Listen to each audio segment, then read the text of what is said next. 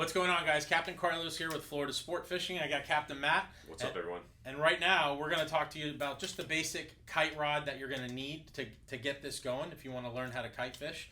All right, here we got a manual setup. It's just a Penn 4.0 or 113H,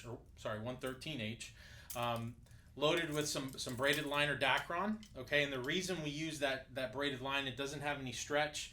And it's pretty durable. It cuts through the wind pretty easily, so that allows you to get the kite up a little bit faster. Now, what kind of clips we got going on here, Matt? This is a basic setup, really beginner. This is just a 2-clip outfit. Now you can go 2, 3, up to 4 clips. Okay.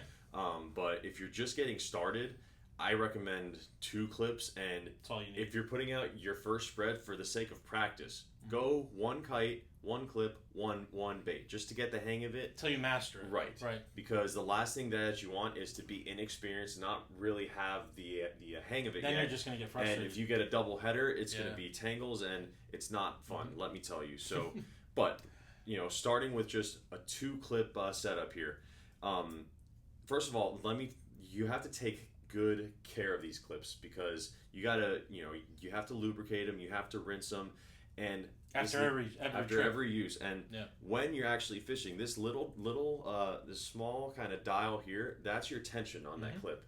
So oftentimes you can kind of bump it, change it. It's like the drag on your reel, how you have to constantly check it. It's the same here. Before you put that spread out, check the tension of your clips, because if you accidentally tighten it too much, then you're going to get a bite and you won't be able to pop it out of that clip. It could cost you the fish. It could cost you the fish. And it could, that fish could swim around your whole spread, get 3 lines, all tangled up, and it's not fun.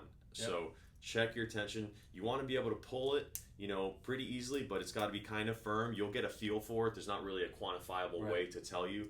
You'll get a feel for it. Now, conversely, you don't want it too loose, because then it's very frustrating. You're putting out a spread and you go to reel your bait up and it pops out because your clip's too loose. That's no fun either. One way to combat that, at least for me, that I've used, after we rinse it out and it dries up, I'll spray it down with like some Bow Shield or corrosion block, something like that. Just a nice light little mist, because this is stainless, what they use in these clips. That's all you need, guys. That'll help keep them lubricated and ready to roll for your next trip. So that's your basic outfit. That's it. Again, you don't need really a lot, just a kite rod. If you still are not sure, why don't you go to a local tackle shop? They will point you in the right, right direction. You don't have to break the bank on this. Now, you could go with a Daiwa Tanacom.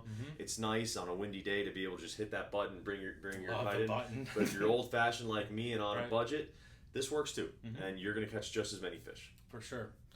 Stick around. We've got more coming down the pipe.